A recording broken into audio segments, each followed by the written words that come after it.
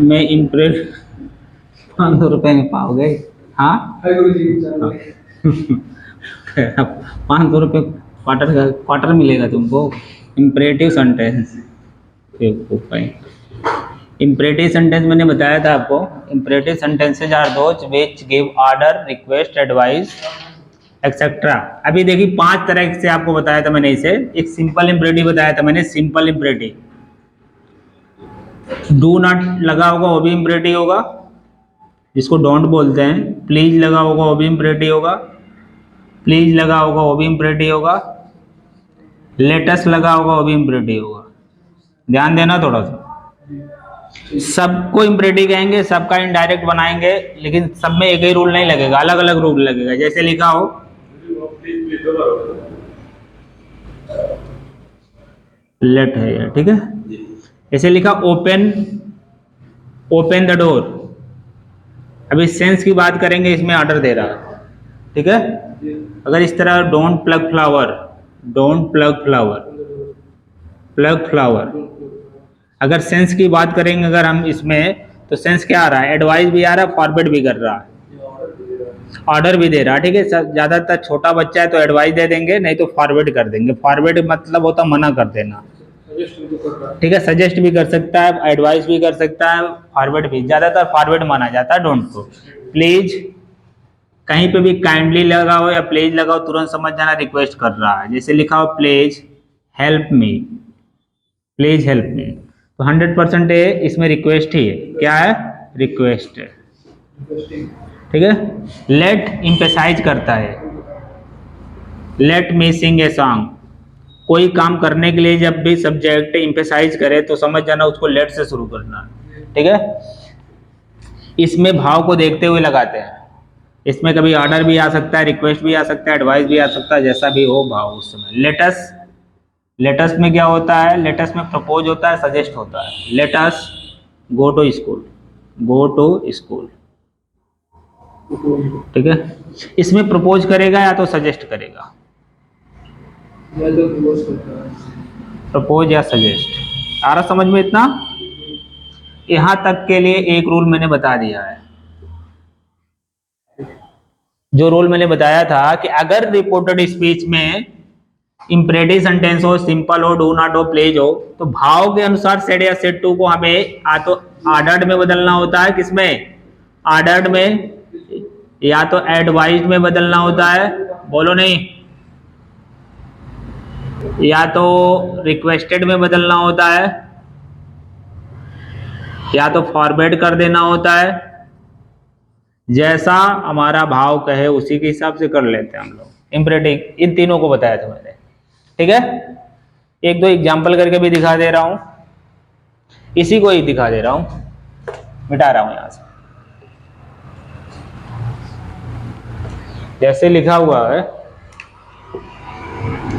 The principal said to the peon, the principal said to the peon, comma inverted comma, ring the third bell, ring the third bell, third bell। ये देखो imperative sentence है, इसमें भाव कौन सा दे रहा है? रिंग द थर्ड बेल में कौन सा सेंस है? ऑर्डर का सेंस है ना, क्योंकि प्रिंसिपल जब भी प्यून को बोलेगा तो क्या करेगा? ऑर्डर ही देगा। तो ऑर्डर दे रहा तो आप सीधे सीधे कुछ करना नहीं है, सेट टू के स्थान पे क्या करना है? ऑर्डर्ड कर देना। ORDERED, ordered. नहीं, प्रिंसिपल प्यून को रिक्वेस्ट नहीं करेगा, हाथ ऐसे जोड़ के कहेगा का भैया जाके घंटी लगा दो, वो गलत हो जाएगा। आ रहा समझ में? मैं तुमसे रिक्वेस्ट नहीं करने जाऊंगा मैं। हाँ, टोल नहीं आता यहाँ, इम्परेटिव में टोल लगता ही नहीं है, नहीं लगता। जब भी लगेगा तो इसी में से लगेगा, ऑर्डर, एडवाइस, रिक्वेस्ट, फॉरवर्ड, इन्हीं में से, ठीक है। अब ऑर्डर दे दिया, अब कंजक्शन यहाँ पे क्या लगाओगे? ध्यान दो इधर, यहाँ कंजक्शन टू लगाना है, फिर उसके बाद जैसे लिखा है वैसे लिख देंगे। अगर प्रोनाउन नहीं है तो हो जाएगा the principal ordered the peon to ring the third bell. Clear हुआ इतना? एक और देखो,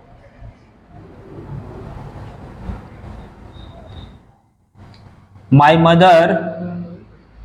mother said to me, don't run on the road, don't run on the road, don't run on the road. मेरी मम्मी ने मुझसे कहा सड़क पर मत दौड़ो। ऑर्डर भी हो सकता है, ठीक है, एडवाइस भी हो सकता है, और डू नॉट लगा हो तो सीधे सीधे मना कर रही है, फॉरवर्ड ही लगाओ, ठीक है। जब फॉरवर्ड लगा दोगे तो फिर डू नॉट लिखने की जरूरत भी नहीं पड़ेगी। Clear it? वो भी फॉरवर्ड का मतलब ही होता मना कर देना। वो भी किसके स्थान पे लगाना है? सेड टू के स्थान पे। ये दो तरीके से बन सकता है। पहला तरीका है माई मदर फॉरवर्ड में कंजक्शन क्या लगेगा? तो बोलो नहीं, उसके बाद सेम सेम उतार देंगे, run on the road. Do not इसी में समाहित हो जाएगा फॉरवर्ड में। Clear it? अगर फॉरवर्ड नहीं लिख रहे हो तो नॉट लिखना पड़ेगा। देखो, अगर आप ऑर्डर रिक्वेस्टेड करके लिख रहे हो, my mother advise me ordered me advise लिख दिया। अब आपको डू नॉट के स्थान पे नॉट लिखना पड़ेगा। हाँ, नॉट टू लिखना पड़ेगा, not to run on the road. इन दोनों में से किसी तरीके से बना दोगे, दोनों सही रहेगा। क्लियर हुआ? आ रहा समझ में इतना? अब इसके बाद बताने जा रहा हूं मैं आपको लेट वाला। देखो, लेट वाला, ये जो तीनों बताया था ना, सिंपल, डू नॉट और प्लीज, ये तीनों इसमें आ जाएंगे। क्लियर हुआ? अब लेट वाले में अगर कोई वाक्य लेट से शुरू हो तो उसका इनडायरेक्ट कैसे बनाएंगे, उसको भी इसी तरह से बनाते हैं। दो तरीका इसका भी है। अभी पहले एग्जांपल बता रहे हैं, फिर उसके बाद रूल लिखवा देंगे।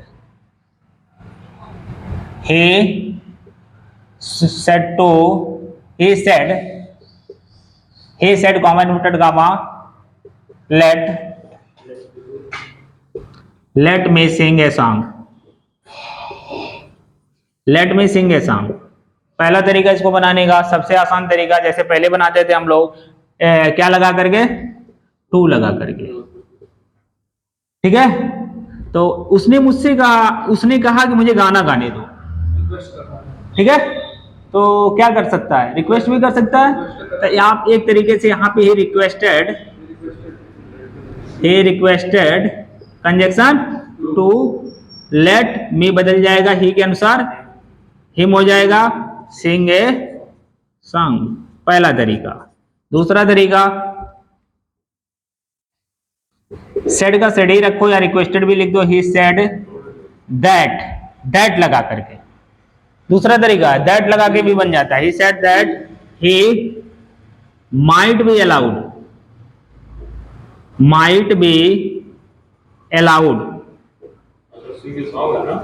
हाँ, अब लिखोगे he said that he might be allowed to sing a song। दूसरा तरीका। पहला तरीका इस तरह से, दूसरा तरीका that लगा के एक बार फिर सब्जेक्ट लिखेंगे might be allowed, फिर उसके बाद to sing a song, ऐसे लिखेंगे। दोनों तरीके में से किसी में बना लोगे, दोनों सही हो जाएगा। Clear it? हो जाएगा। रूल में लिखना, लिख लो इस तरह से। लेट वाले वाक्य का इनडायरेक्ट बनाते समय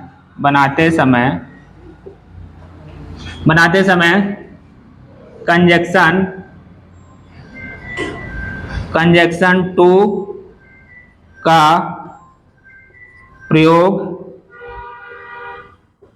करके बनाते हैं, अथवा दैट कंजक्शन का प्रयोग करके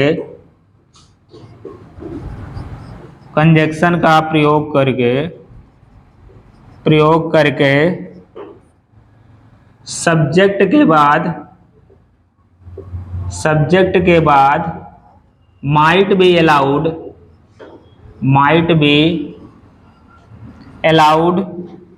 टू लिखकर वर्ब फर्स्ट फॉर्म लिखते हैं। ये तरीका है। दोनों में से कोई तरीका अपना सकते हैं, दोनों हो जाएगा।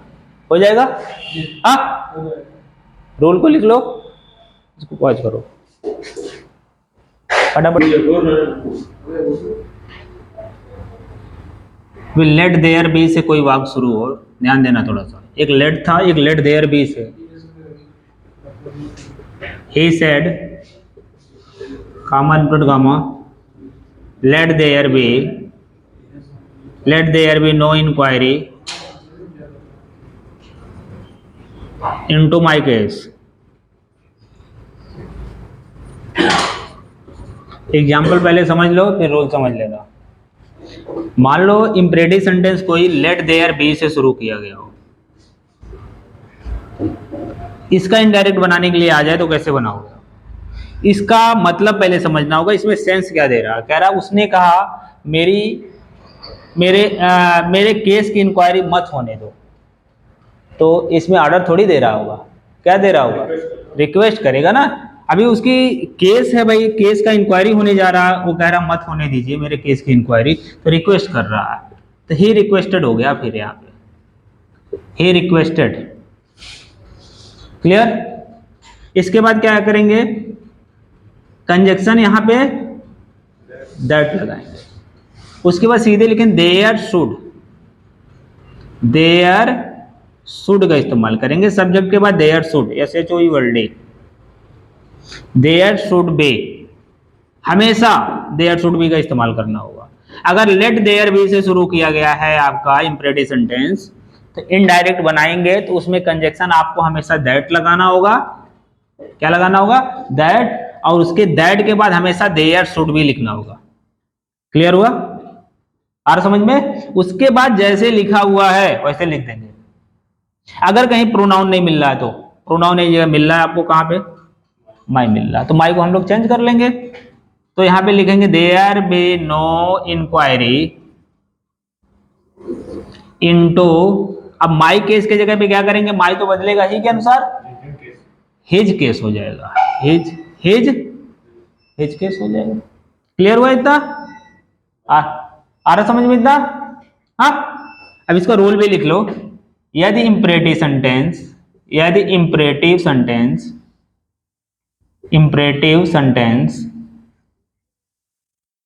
लेट देयर बी से शुरू हो, लेट देयर बी से शुरू हो, तो इनडायरेक्ट बनाते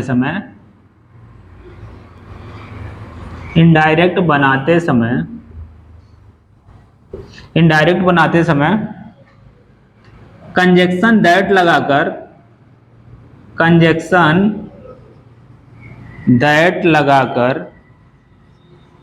देयर शुड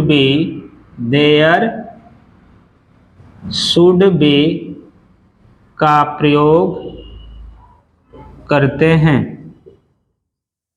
बस इतना ही लिख लो, समझ जाओगे इतना। क्लियर? नोट डाउन, जल्दी नोट करो। इस वाले का इम्परेटिव जानते हैं हम लोग। लेट वाला बता दिया मैंने। अब लेटेस्ट से अगर शुरू हुआ रिपोर्टेड स्पीच, तो उसका इनडायरेक्ट बनाना है, कैसे बनाओगे? पहले एग्जांपल देखो।